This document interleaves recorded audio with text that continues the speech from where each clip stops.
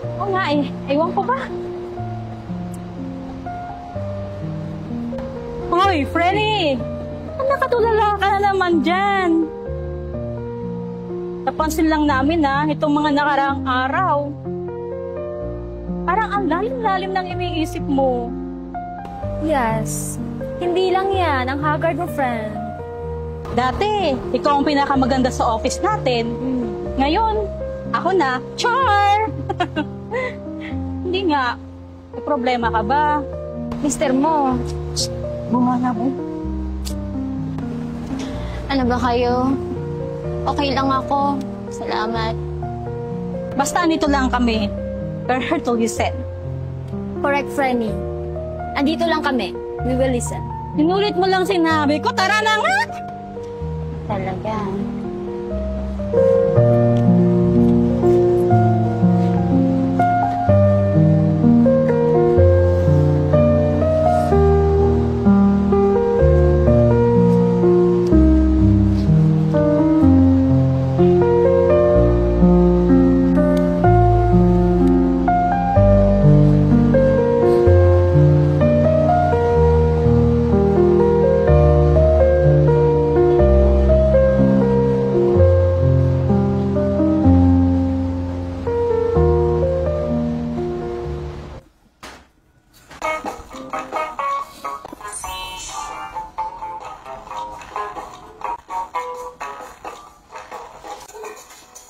Uy, Con. Yung anak mo, pinapabayaan mo lang. Ay, baby. Here. Check this one, baby. Dungis-dungis ng anak mo.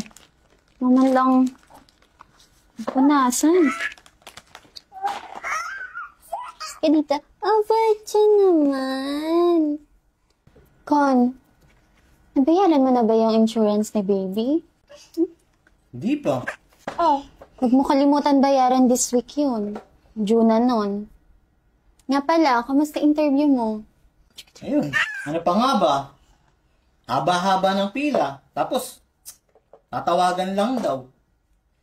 Yun na nga pala ako nakadaan sa remittance center na yun. Tsagiin mo lang. Mapapasaan ba? Tamaan mo rin yan. Mahal. Baka may pera ka dyan. Eh, hindi naman, oh. Binigyan na kita ng nakaraan Ubus mo na? Ano gusto mong gawin ko? Dahil naman ako ng trabaho, ah. Ayos to.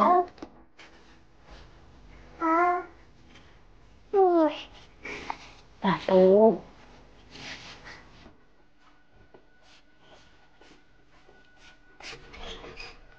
Oh, tuloy kayo. Napadaan kayo.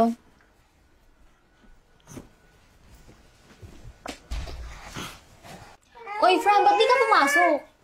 Oo nga. Yung pinapagawa sa'yo na ito, di nga porke napos. Ba ikaw tapusin nun? Tsaka ang gulo-gulo ng bahay mo, pati mukha mo ang gulo-gulo. Akin na nga muna si Doy. Mag-ayos ka muna. Pasensya na kayo. Yun, yung magaling kong asawa. Di ko lang nabigyan ng pera kagabi. Umalis. Di pa bumabalik. Hanggang ngayon. Naku, friend. Yung mga ganyan lalaki, for sure, may babae yan. Ang kapal naman ng mukha niya, babae pa siya. Pasalamat nga siya, idol ni Maha si Andrew E. Buti na lang talaga. Itong inaanak namin. Nagmana sa'yo. Ang gwapo-gwapo, ang puti-puti pa. Ay nako. Ayoko na isipin yan. Sigurado ako, nalulong na naman yun sa sugal. Bakit hindi mo na lang iwan?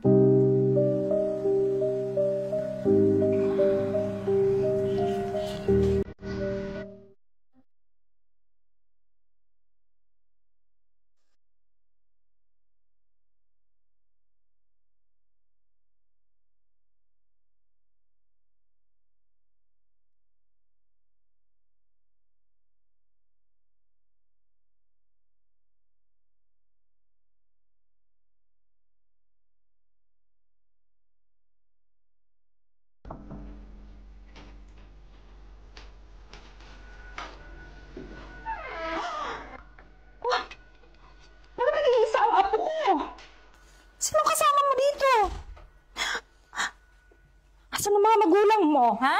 Kung ang dudong na yan. Gawa dito. Ang kalat-kalat ng bahay niyo. Nasaan ba ang mama mo? Ang tatay mo? Uy, sakto na eh. Dito po pala kayo. Pwede po pakibantayan muna si Jun? Kasi, aalis muna ako.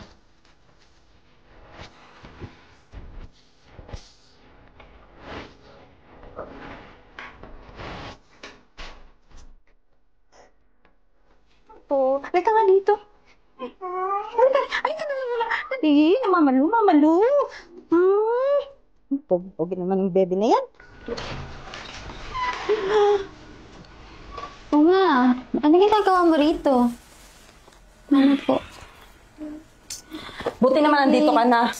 Mag-usap na tayo. Yung magaling mong asawa? Ano? Ganyan na lang din ba? Palamunin? Ano bang ginagawa niyan dito? Hindi kita pinagtapos, hindi kita pinag-aral para magsilbi dyan sa lalaking yan. Naghahanap naman ng trabaho si Conma. Huwag mo nang ipagtanggol yung asawa mo sa akin, ma, ha? Alam ko mga pinagagawa niyan doon sa Pilipinas. Alam mo ba na lahat ng pinundar niyo doon, yung bahay niyo na isanla dahil sa utang, nalulong sa sugal yan. Lahat ng tao nakakaalam. Ano nga? Hindi ko alam yun. Yan, kabubuhan mo. Anong desisyon mo? Uuwi kayo sa Pilipinas. Lahat ng pundar mo, wala. Ma, magdesisyon ka na. Ito lang ang sasabihin ko sa'yo. Alam mo yung pinasok mo, panindigan mo. Bahala ka na nga sa buhay mo. Oh.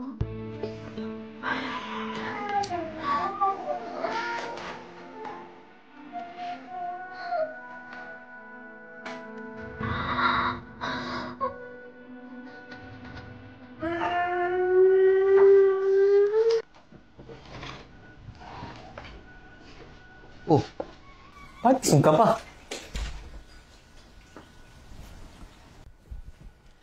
Pagkatapos mo kaming layas-layasan?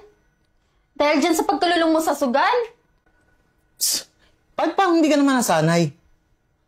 Oo nga. Nasanay na ako. Huwag kang mag-alala. Hindi ko papabayaan yung anak ko. Bakit? Sinong tinakot mo? Siguro sinulsulang ka ng kaibigan mo at ng nanay mo.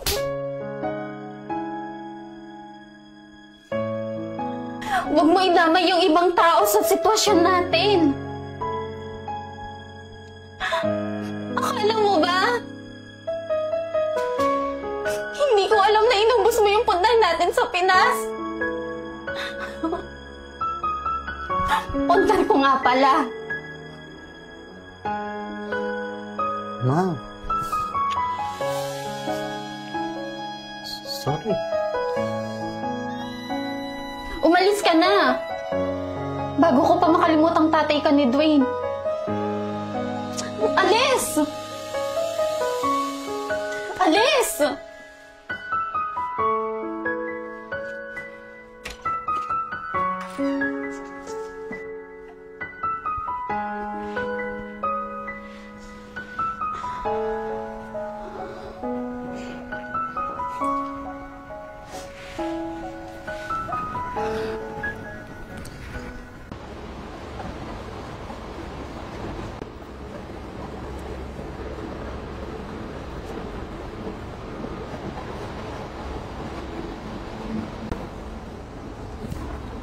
Jessica?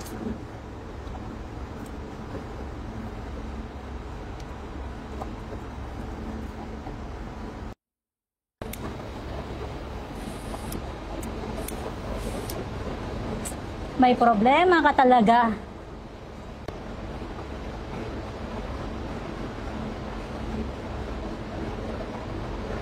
Iniwala naman ako sa kanya.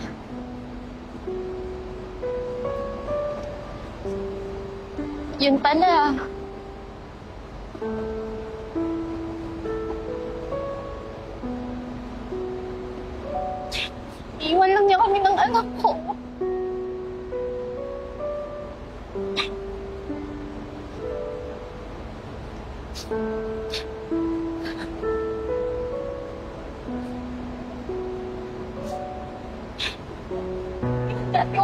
Gosh.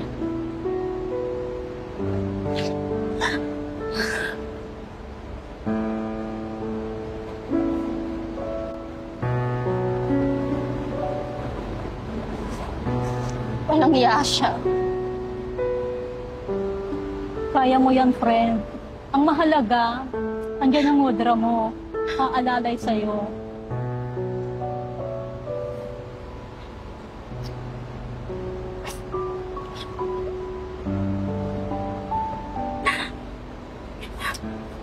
Sige po, on the way na ako.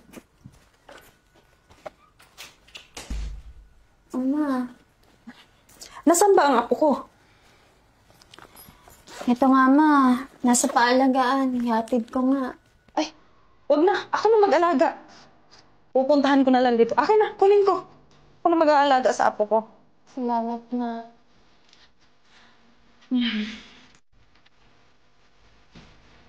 Oh, sige na, tara na. Malilate ka na. Anong oras na?